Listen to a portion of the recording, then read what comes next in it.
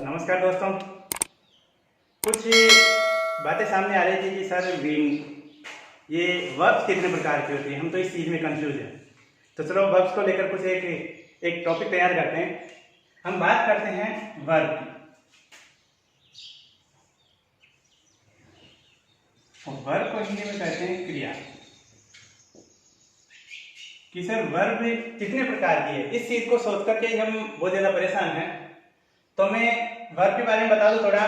Verb के बारे में हमने एक टॉपिक पहले भी पढ़ा है, जिसमें verb according to tense, having tense, tense के आधार पर जो वर्ब होती है उन्हें हम क्या कहते हैं, फाइनाइट वर्ब और नॉन फाइनाइट वर्ब के बारे में हमने पढ़ा है। तो ये क्रिया के बारे में, जैसे जो क्रिया है, क्रिया किसे कहते हैं? क्रिया किसी कर्ता के द्वारा किया हुआ कार्य क्या कहलाएगा? क्रिया कहलाएगा। तो हम वर्ब के काइंड्स पढ़ लेते हैं।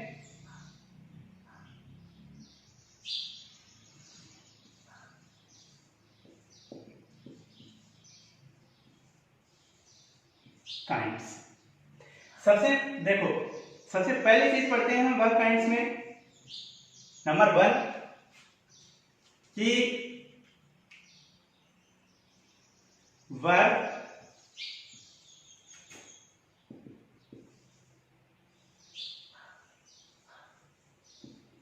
अकॉर्डिंग टू इट्स सब्जेक्ट,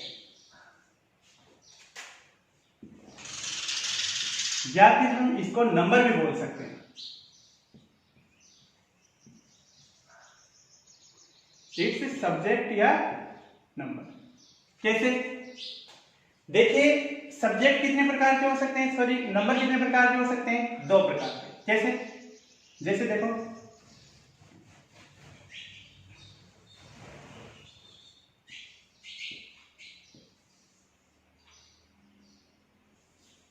जिस तरह से नंबर 2 प्रकार के होते हैं, सिंगुलर और प्लूरल, उसी तरह से वर्ब भी 2 प्रकार की होगी, सिंगुलर वर्ब और प्लूरल वर्ब। अब एक बात ध्यान रखना, सिंगुलर वर्ब के साथ हमेशा सिंगुलर सब्जेक्ट आएगा। सिंगुलर वर्ब के साथ हमेशा क्या आएगा? सिंगुलर सब्जेक्ट आएगा। और प्लूरल वर्ब के साथ हमेशा प्लूरल सब्जेक्ट आएगा। इस बात का क्या रखोगे? ध्यान रखोगे।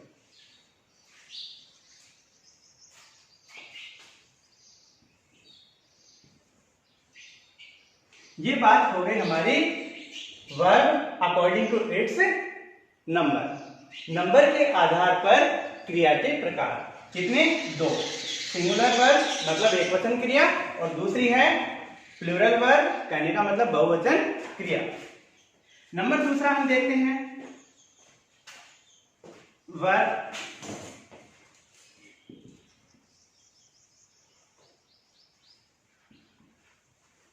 According to its object.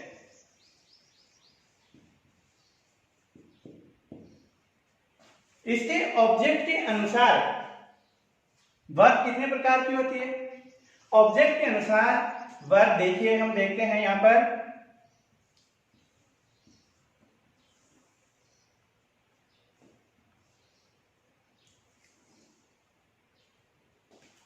पहली होगी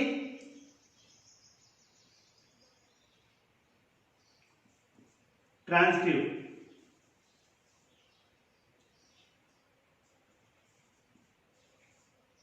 ट्रांसटिव वर्ब। दूसरी होगी इंट्रांसटिव वर्ब।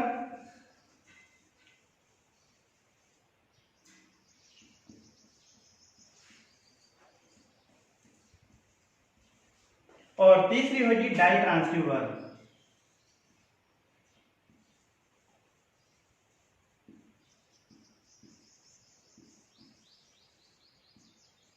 देखिए, ट्रांसटिव वर्ब क्या होगी?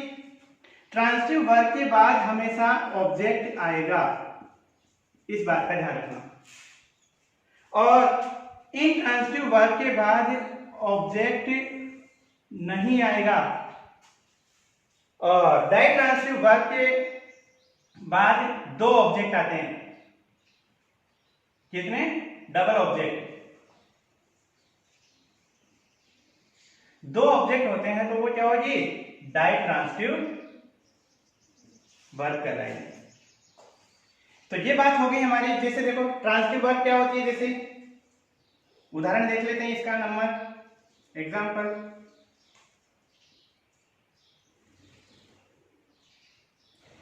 ट्रांसिटिव वर्ब के बारे में बात करते हैं हम, तो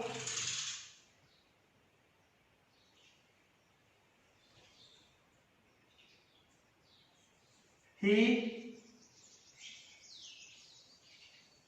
reads a book। अब देखो यहां पर क्रिया आ गई, यहां पे वर्ब आ गई ट्रांसिटिव वर्ब, और यहां पे क्या आ गया? ऑब्जेक्ट। तो ये तो हो गई ट्रांसिटिव वर्ब। ट्रांसिटिव वर्ब को हम प्रदर्शित करेंगे बीटी से, वर्ब ऑफ ट्रांसिटिव। और देखिए इंट्रांसिटिव वर्ब की बात करें,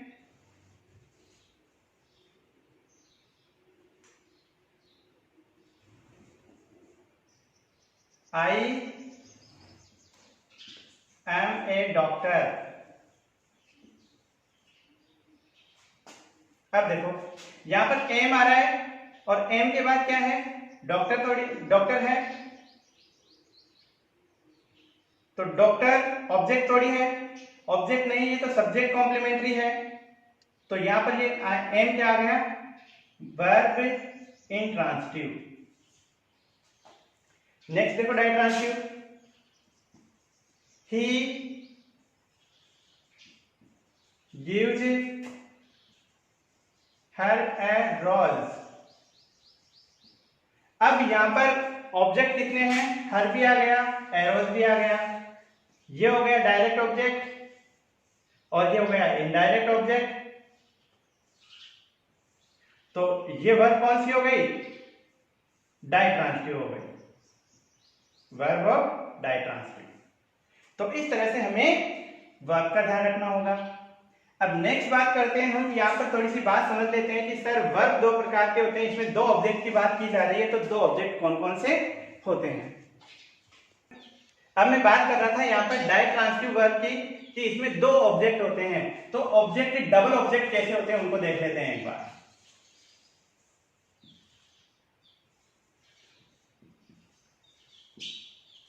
डबल ऑब्जेक्ट की बात कर लेते हैं। कहने का मतलब यहां पर हमें नाम से पता चल रहा है कि ऑब्जेक्ट कितने होंगे? दो। तो दो ऑब्जेक्ट कैसे? दो ऑब्जेक्ट इस तरह से। पहले ऑब्जेक्ट को कहेंगे हम डायरेक्ट ऑब्जेक्ट,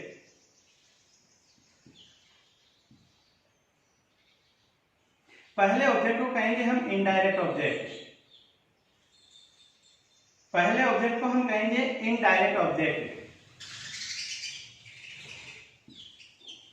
इनडायरेक्ट ऑब्जेक्ट, और दूसरे ऑब्जेक्ट को कहेंगे हम डायरेक्ट ऑब्जेक्ट।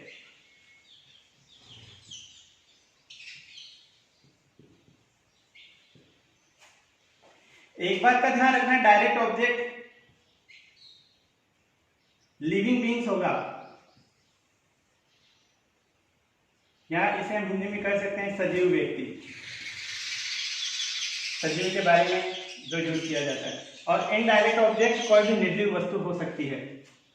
और इसमें बात करते हैं हम नेक्स्ट कि इनडायरेक्ट ऑब्जेक्ट में कौन कौन से हो सकते हैं, उनकी बात बता देता हूं मैं आपको थोड़ा।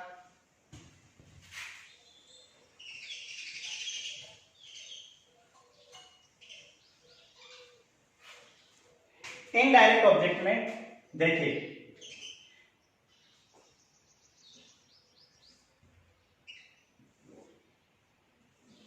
इनडायरेक्ट ऑब्जेक्ट में देखिए सब्जेक्ट होता है, सब्जेक्ट के रूप में प्रोनाउन यूज किया जाता है आई। क्या यूज किया जाता है? आई। तो इसका ऑब्जेक्ट क्या होता है? आई का मी होता है। फिर होता है वी, वी का ऑब्जेक्ट क्या होता है? एस होता है। फिर होता है यू, यू का ऑब्जेक्ट क्या होता है? यू। फिर होता है ही का ऑब्जेक्ट क्या होता है? हिम। फिर होता है सी का ऑब्जेक्ट क्या होता है? हर। फिर होता है दे का ऑब्जेक्ट क्या होता है? देम, फिर होता है इट, इट का ऑब्जेक्ट क्या होता है, इट ही होता है। और कोई भी नेम, नेम सब्जेक्ट भी हो सकता है और नेम ऑब्जेक्ट भी हो सकता है, और कोई भी नेम बहुत सारे भी हो सकते हैं। इनको हम सब्जेक्ट के रूप में यूज ले सकते हैं। किसके रूप में, सब्जेक्ट के रूप में यूज ले सकते हैं। तो हमारे इनडायरेक्ट ऑब्जेक्ट कौन कौन सा हो सकता है, me, us, you, him, her, them, it और नेम, ये हमारे इनडायरेक्ट ऑब्जेक्ट हो सकते हैं। जैसे एग्जांपल देखिए,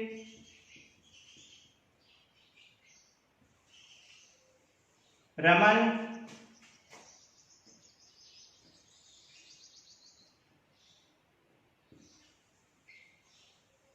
teaches us इंग्लिश।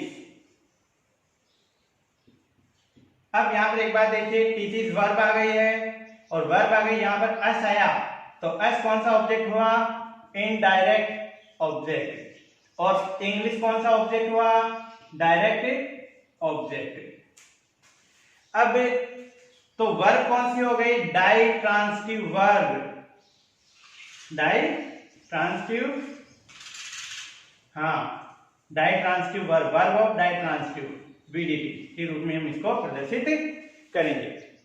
अब ऐसे ही यदि हम बात करें कि सर इस इंग्लिश को पहले लिख दें और अस को बाद में लिख दें तो क्या अंतर होगा, तो ऐसी स्थिति में हम क्या करेंगे, ऐसी स्थिति में हम काम करेंगे एक कि जैसे सबसे पहले सब्जेक्ट आता है और सब्जेक्ट के बाद में वर्ब आता है और वर्ब के बाद में इनडायरेक्ट ऑब्जेक्ट और इसके बाद में डायरेक्ट ऑब्जेक्ट होता है, इस तरह से। तो ये तो बिल्कुल करेक्ट है यहां तक। तो अब यदि हम इसको डायरेक्ट ऑब्जेक्ट को पहले और इनडायरेक्ट ऑब्जेक्ट को बाद में कर दें तो क्या अंतर करना पड़ेगा हमें, इस चीज को देखो यहाँ पर। तो यहाँ पर हमें पहले सब्जेक्ट लेना पड़ेगा, फिर वर्ब आएगा और वर्ब के बाद डायरेक्ट ऑब्जेक्ट लिखेंगे और डायरेक्ट ऑब्जेक्ट के बाद में या तो टू लगाएंगे या फिर फॉर लगाएंगे, या तो टू लगाएंगे या फिर फॉर लगाएंगे, और इसके बाद हम यूज करेंगे इनडायरेक्ट ऑब्जेक्ट को। जैसे उदाहरण देख लो, एग्जाम्पल देखते हैं हम इसके। जैसे my sister cooking is cooking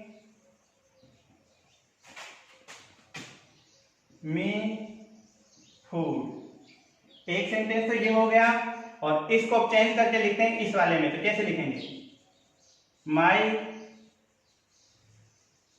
sister is cooking. अब फूड को हम पहले लिख देते हैं तो फिर क्या लगाना पड़ेगा, मी के लिए फॉर लगाना पड़ेगा, और फॉर लिखे फिर हम क्या करेंगे, तो यहां पर ये हमें चेंज करना पड़ेगा। नंबर 3 वर्ब के बारे में। Verb according to its tense.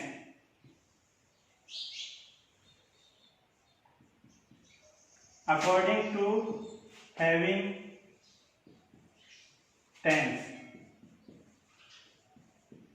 Tense के आधार पर हमने पढ़ लिया था कौन कौन से हैं, 2 चीजें नहीं पढ़ी थी क्या हमने, पढ़ी थी हमने, एक फाइनाइट वर्ब और एक non finite verb. Finite verb और दूसरी है नॉन फाइनाइट वर्ब। देखो फाइनाइट वर्ब किसे कहते हैं, वे वर्ब जिनसे टेंस, जिनका अपना क्या होता है, वो टेंस होता है, और इनका अपना क्या होता है, इनके आधार पे क्या आता है, सब्जेक्ट आता है। कहने का मतलब इनका अपना सब्जेक्ट होता है। ये बात थी अपनी यहां पर। और इसमें क्या होगा, नॉन फाइनाइट वर्ब में होती हैं जिनका अपना कोई टेंस नहीं होता है।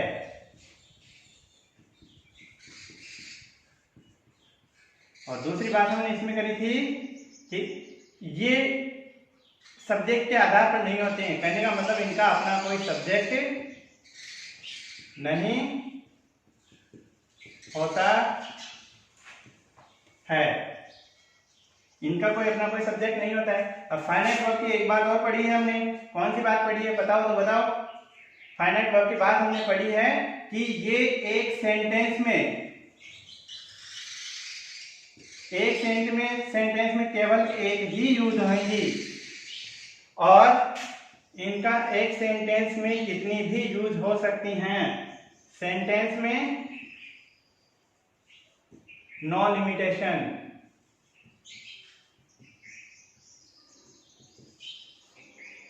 ये बात हमने पढ़ी थी यहां तक। तो ये बात हो गई हमारी अकॉर्डिंग टू हैविंग टेंस। चौथी बात हम करते हैं वर्ब में। देखो हमने अकॉर्डिंग टू हैविंग टेंस पढ़ लिया। अब हम पढ़ते हैं verb according to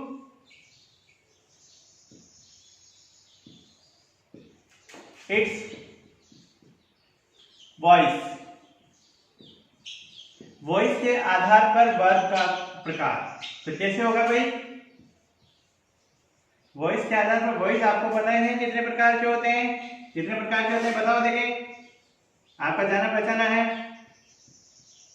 active voice और दूसरा होता है पैसिव वॉइस। देखो एक्टिव वॉइस में क्या होता है? पहली बात, इसमें सब्जेक्ट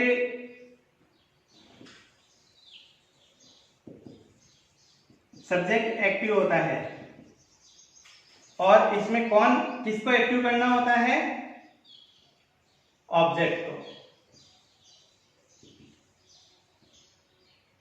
ऑब्जेक्ट क्या होता है इसमें? एक्टिव होता है। और दूसरी बात, इसमें वर्ब की कोई सी भी फॉर्म यूज कर सकते हैं। कोई सी भी फॉर्म हम यूज कर सकते हैं। जबकि इसकी बात करें पैसिव वॉइस की, तो पैसिव वॉइस में केवल और केवल थर्ड वर्ब यूज की जाती है। थर्ड वर्ब यूज की जाती है। अब नेक्स्ट बात हम इसमें करें, एक बात और है इसमें, थर्ड वर्ब यूज करने के बाद में इसमें एजेंट के रूप में बाय यूज किया जाता है। ये आपको अच्छी तरह पता है। तो ये चीजें थी हमारे अकॉर्डिंग टू इट्स वॉइस। तो वॉइस के आधार पर कितने प्रकार की हो गई क्रियाएं? एक्टिव वॉइस और पैसिव वॉइस। अब इसको हम पैसिव वॉइस ना बोल करके इसको हम बोलेंगे एक्टिव वर्ब। और इसको हम क्या बोलेंगे? इसमें आने वाले वर्ब को पैसिव वर्ब। तो इस तरह से हमारे पास में दो वर्ब हो गए, एक्टिव वर्ब और पैसिव वर्ब। नेक्स्ट बात हम करते हैं, नेक्स्ट पढ़ते हैं हम इसमें वर्ब में 5वां number, verb according to its function. Function के आधार पर क्रियाएं। तो फंक्शन के आधार पर क्रियाएं कौन सी होती है? देखिए ये तो आप अच्छी तरह से जानते हो, मुझे पूरा विश्वास है। पहले को बोलते हैं हम हेल्पिंग वर्ब। Helping verb. और दूसरी को बोलते हैं हम मेन वर्ब। Main verb. देखिए जो हेल्पिंग वर्ब होती है, इस हेल्पिंग वर्ब में कौन कौन सी यूज हो सकती है हमने पढ़ा था पहले।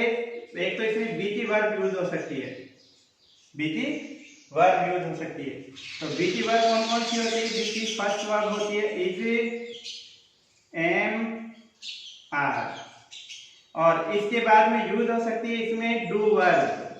डू वर्ब में कौन कौन यूज हो सकता है? एक तो डू यूज हो सकता है, डज यूज हो सकता है और एक डिड यूज हो सकता है। नेक्स्ट होती है हैव वर्ब।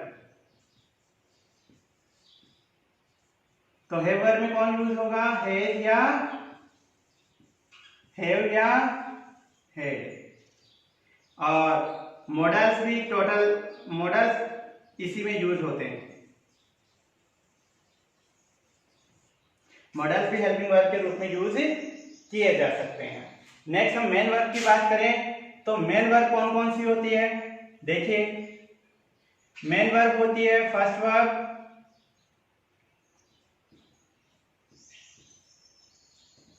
सेकंड वर्ब,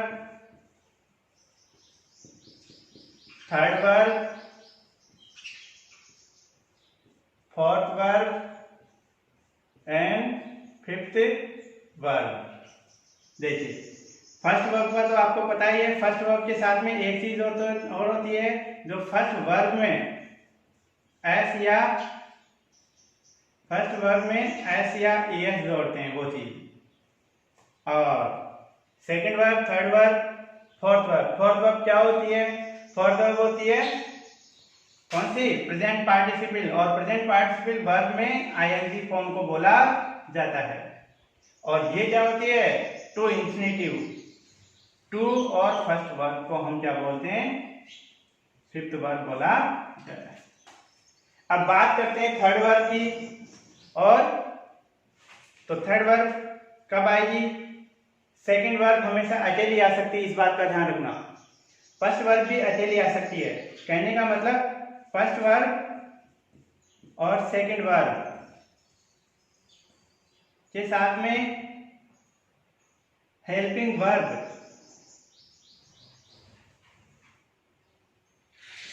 नहीं आ सकती है। और देखो डायरेक्टली यूज होगा तो नेगेटिव फॉर्म चेंज करेंगे तब तो हेल्पिंग वर्ब आएगी। और नेक्स्ट बात करते हैं हम थर्ड वर्ब की। तो थर्ड वर्ब अकेली कभी भी नहीं आएगी, इसके साथ में कौन होगा, चाहे तो हेज होगा, चाहे हैव होगा और चाहे हेड होगा।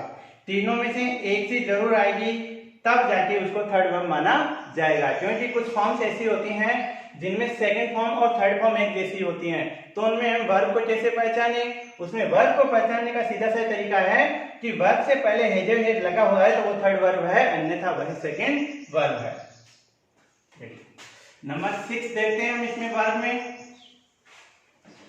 Verb incomplete verb of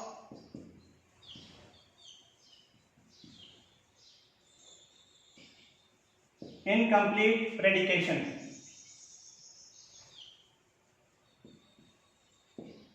incomplete predication के रूप में कैसे यूज होगा, देखिए सबसे पहले आएगा इसमें सब्जेक्ट और सब्जेक्ट के बाद में आएगी वर्ब और वर्ब के बाद में कौन आएगा, वर्ब के बाद में ऑब्जेक्ट नहीं आकर के नाउन या एडजेक्टिव आए तो वर्ब कौन सी हो जाएगी भाई, ये ट्रांसिटिव वर्ब हो जाएगी कि इंट्रांसिटिव वर्ब हो जाएगी, इसे हम कहेंगे ट्रांसिटिव वर्ब। और नेक्स्ट बात करें हम इसमें, जैसे इसका उदाहरण देख लो, एक आई एम ए टीचर। तो एक बार बताओ, एम के बाद में क्या आया, नाउन आया या एडजेक्टिव आया, तो ये नाउन आया। नाउन आया तो ये इनकम्प्लीट प्रेडिकेशन है, कहने का मतलब जो ये वर्ब है ये इनकम्प्लीट प्रेडिकेशन के रूप में है। कहने की मतलब इसके बाद दूसरी ओर है कि ये क्या है, सब्जेक्ट कॉम्प्लीमेंट है। यदि नाउन इनकम्प्लीट प्रेडिकेशन होता है तो वर्ब के बाद में आने वाली जो नाउन या प्रोनाउन है वो क्या होता है, सब्जेक्ट को बताने वाली चीजें होती है, इसलिए हम इसे सब्जेक्ट कॉम्प्लीमेंट भी बोलते हैं।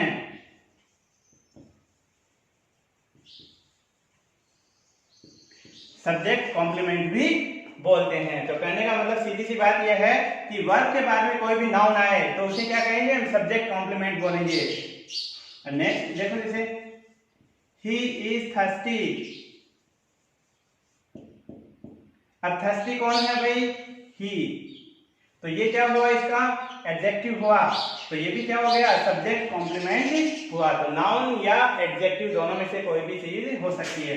नेक्स्ट बात, इसमें एक चीज और देख लो, यदि सब्जेक्ट के बाद वर्ब आए और वर्ब के बाद ऑब्जेक्ट आए और ऑब्जेक्ट के बाद कोई भी नाउन या एडजेक्टिव आए, तो ये नाउन या एडजेक्टिव क्या कहलाएंगे? ऑब्जेक्ट कॉम्प्लीमेंट कहलाएंगे। क्या कहलाएंगे भाई?